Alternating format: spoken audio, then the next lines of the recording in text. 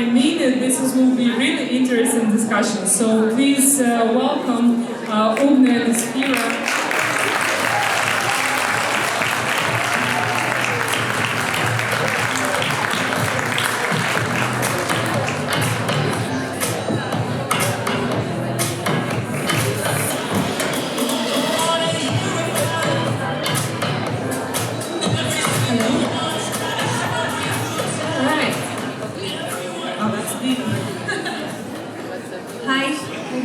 Welcome back from your trip. Welcome everyone. It's an honor and pleasure to be here with you. And a little bit of a story that I think 1.5 years ago, actually, Ugne was interviewing me for a role as a head of marketing and payable. Look how the tables turned. How have the tables turned, and look where we are now. So, as Tanya said, Ugne is the juggling person. She's the group CEO of Payable. She runs companies around Europe, UK. As again, Tanya mentioned, diverse team in terms of gender, backgrounds, etc. So, without further ado, good luck to me mostly. Maybe you can introduce yourself. I know you're used to talking about the company, talking about our business, talking about Paytech, but let's talk about you for a change. So there's a challenge. Hi everyone. So first of all, thank you so much for such a warm welcome and such interesting introduction as well. I have to say that in most cases I don't really think about myself on all those things that you said. Since I'm doing the work and I'm trying to, navigate through regular things of life, I don't consider myself any different to anyone else. But just very shortly about myself, so I've been in payments almost 16 years. I started it almost like an accident in a way. So a lot of people maybe choose a certain path, or they know what they want to do. I never really knew what I wanted to do, and I ended up in this line of business, running many companies, across many jurisdictions, and just balancing life. I'm a regular human being as everyone else is.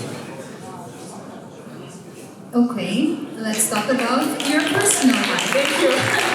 And by the way, it's really honored to have so many of our team here as well, and so many of you come to hear our story as well. Yeah, some of us came from all over. Family. You have a lovely husband. You have even lovelier kid. So how do you actually do it all? I know you just came back from your trip with your husband, right? So now you're here. Tomorrow, I bet I'll see you in the office at 9 a.m. sharp. How do you find balance? Maybe you have any hints? I think what I would like to say that I don't believe in balance. And this is a very true thing, because life is nothing but a balance. Life is always about some ups and downs, and sometimes you get 80%, sometimes you get 20%. If you are very lucky and if you manage to balance, then I think you are just really, really lucky.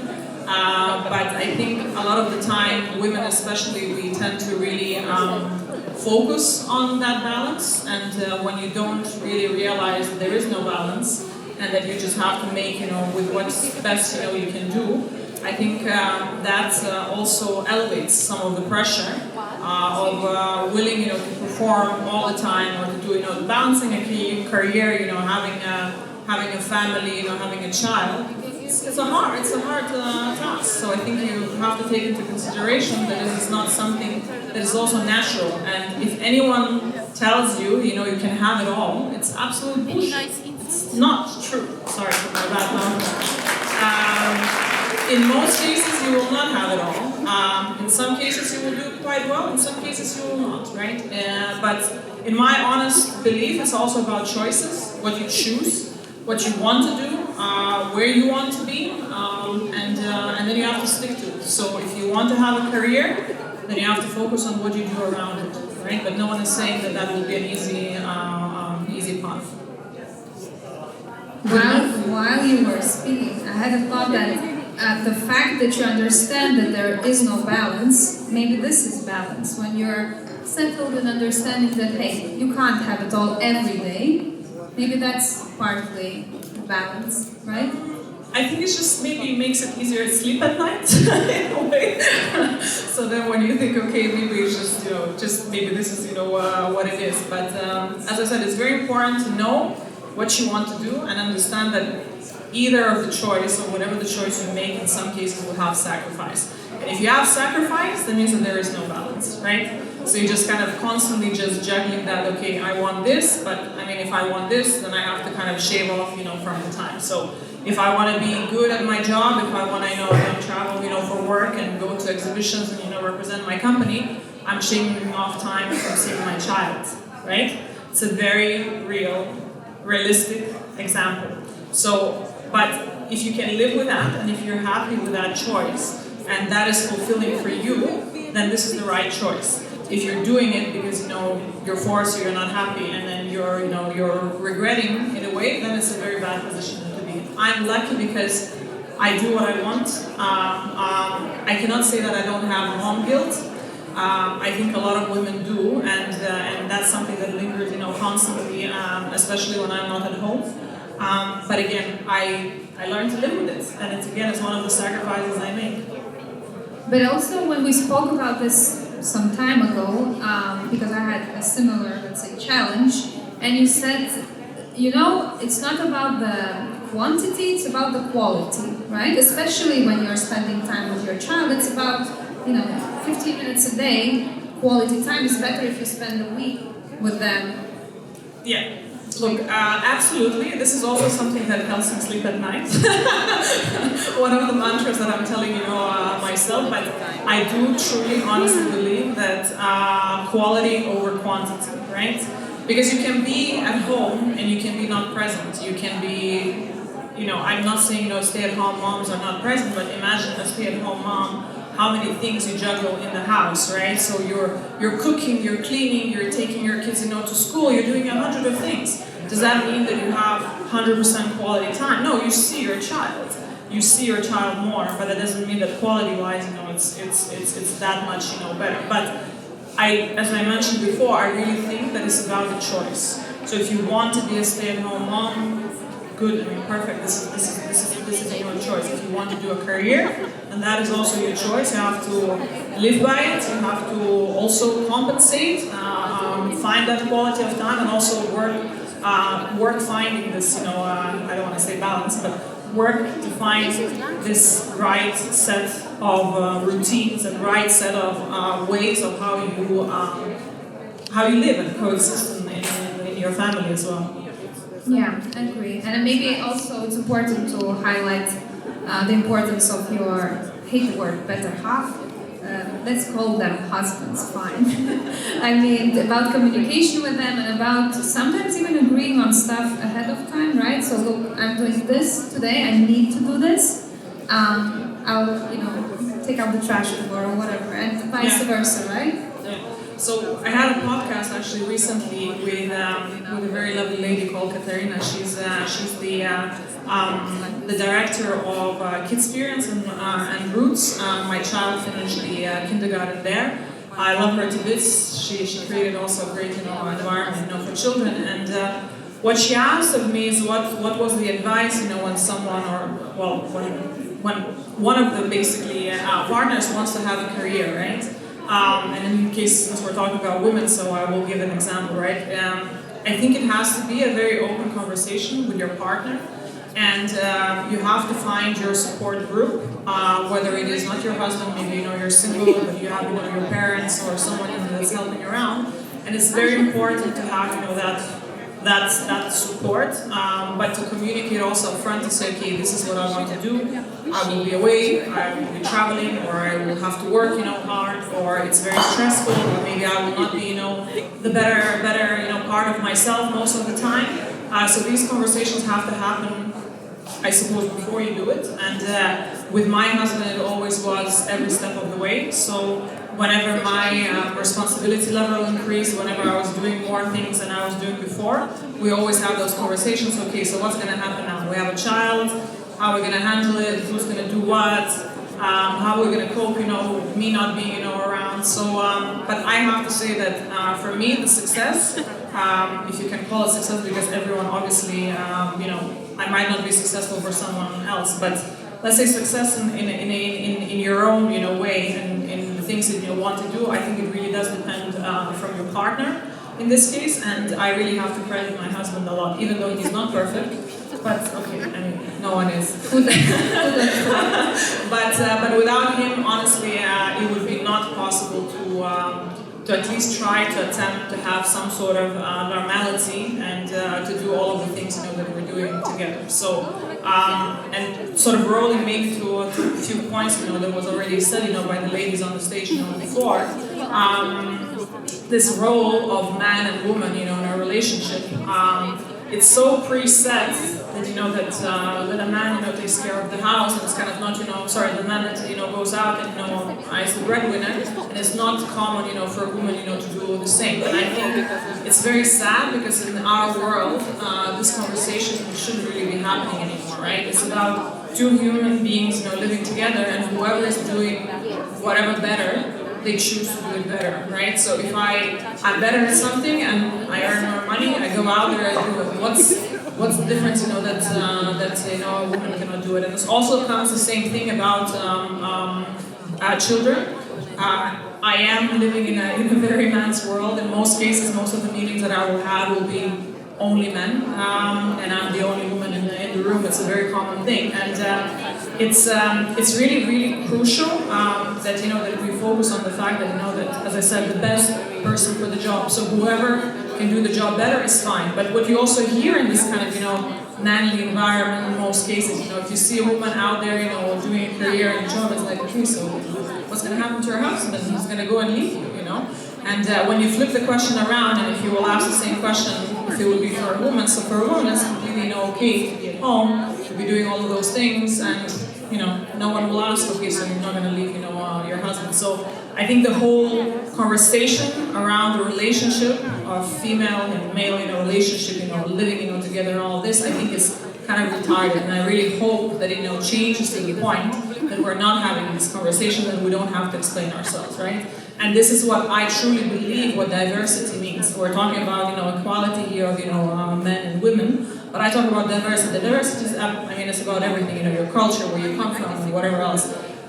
I really hope that there will be a time that we will not be talking about it. Because for me, diversity is something that I'm blind to.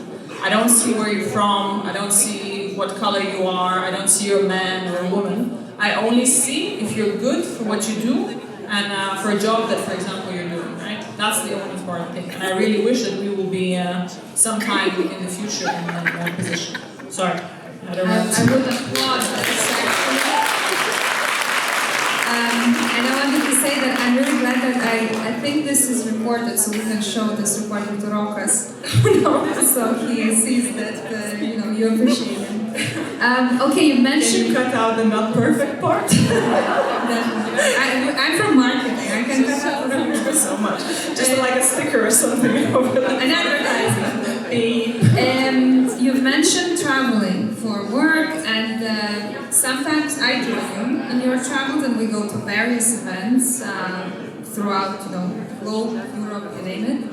And I remember one story when we were at one of the events, and we were leaving the room where the main, let's say, conference was happening, and the whole crowd went out through this door that was open, and next to those doors there were a couple more which were closed. And it was me, Ugne, and someone else from our team. And what she did was she went to the door that was closer to us, just opened it, and went through it. And me and my colleague were like, listen, this is you. Like, you do that all the time. You just see the door, you see the obstacle, you go through it without even questioning it. And, maybe think afterwards if, the door did open or not. This confidence you have in your, business decisions, in your hiring decisions, overall in life, you come off as a confident person. And I don't think one is born with confidence, or rather born and gets to be confident throughout their life. Do you remember the first time you did open this closed door and the first time you were like, okay, being confident actually pays off? I don't remember the first time it happened, but I can tell you that you opened that door many times. And I still keep opening that door. The interesting thing also is that people have an image of you, how you present yourself in certain situations. I can tell you that I'm an introvert. I'm not an extrovert. So for me, actually, most of the things that I do actually require quite a lot of effort. And you're absolutely right. Confidence, you're not born with. That's for sure. That's not something that it's a trait of your character or something like that. That's not absolutely true. Confidence is something that you can earn and gain, and as anything in life, even skiing, let's say, the more you practice, the better you get at it, right? So putting yourself in situations where you need to overcome something that you're fearing or something that you're not comfortable with, this is how you gain confidence. So you're, on the stage with me, today, or maybe, not very happy being here, but you're still doing it.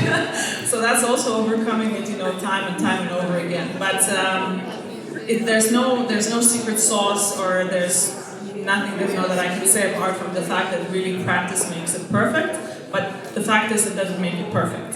So the more obstacles you have, the more situations you have in life, in some cases you will come to that door and you're going to have to open hard, and maybe you will not like yourself also when you open that door. So it's a lot about trying to see, how the situation is, how you fit, and also the confidence comes in certain situations with experience, right? So when you know what you're talking about, when you're confident, what you're doing, it's easier. It gets, in certain situations, it gets easier, but for sure that's not something that, that it comes very easy to do, even though that maybe it looks like. Okay. Yeah. I'm just thinking about whether I want to be here or not. No one forced me. I want to talk about giving back with you. And so you are obviously the group CEO of our company. You are the board member, the first female board member of Tech Island. You are a country ambassador in the European Women in Payments Network. I can go on and on and on. And a lot of the things you do is behind the scenes, right? We don't see it. It's not on your LinkedIn profile. So giving back to... Everything is on my LinkedIn profile. Everything is on your Instagram, by the way, not your LinkedIn. And so giving back to the community, be it actually, let's not talk women or men, whoever, giving back to the community of your network or whoever. What's your, let's say, calling for the mentorship maybe, or any other things that you find that, okay, now I can share my knowledge? Okay, it's an interesting question, but I think it's a very hard question also to answer, because there's many aspects of it.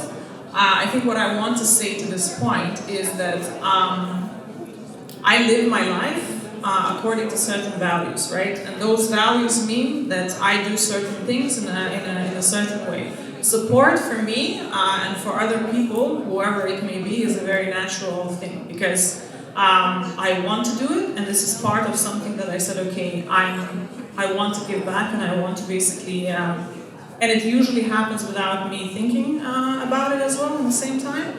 But what is also really important is that, as I mentioned before, for me, when you don't really think about it, and when you have those core values set deeply kind of ingrained in you, you do it automatically, right? And I never really think like, I helped someone, or I did this. But what is really cool for me, because obviously payable is such a big part of my life, is I really have an excellent team. I have a lot of great people around me, and I really do. And I'm very lucky that I get to be with them, also to learn from them, and also to hopefully give something back to them that makes us better and greater what we do. Thank you for this perfect segue to my next question. Like, I couldn't ask for a better one. There you go. Thank you. Leadership. and leadership styles. I guess you had some mentors in your professional, personal life yourself. How did you find your, I don't want to say management, leadership style? I think I'm still finding my leadership style, and you can also have many combinations of of leadership. I lead by example, and I lead by a good example, because there's a lot of people that say, okay, what is a good leadership skill set? You say, okay, I lead by example, but there can be very interesting examples, but not necessarily the best ones. I try to lead by good example. Do I always do it 100% the right way? I don't think so. I don't think anyone does, and I'm still trying to figure out what is the best combination in that sense. But for me, as I mentioned before, what is really important is that we treat people in a way that you have a certain skill set. This is what we look when we're hiring as well, and then we grow and develop people into what they really can be and the best version of themselves. And I really hope that that working with us for payable as well is fulfilling, and that they get to do something that they really enjoy. Yeah, let's prove it. Let's ask. Since we're here at the Christmas gathering, and a lot of our payablers are here, you can applaud for yourselves, guys. They did a lot. Perhaps you want to, wish something, be it for Christmas or overall, both to our team, obviously, and the members of this wonderful community. I think I would like to wish everyone to be happy. It's something, I know, it's very simple, I don't know what you want me to say, but happiness is a very complex and very complicated, really, thing, to achieve. It is many parts, whether, work makes you, whether work fulfills you, whether you have hobbies, whether you have some sort of, calling, or, you're maybe struggling with something, in your life. Most of the things, that I do in life, I'm very lucky because, I'm happy to do it. And I really wish for everyone to find that happiness, and sometimes it's not that easy to do. Whether it is, doing the right things, being in the right place, focusing on the right things, and it takes time. So also don't beat yourself about it if you're not happy, but try to figure out what happiness is for you. Are you happy? Absolutely. Absolutely. Thank you very much.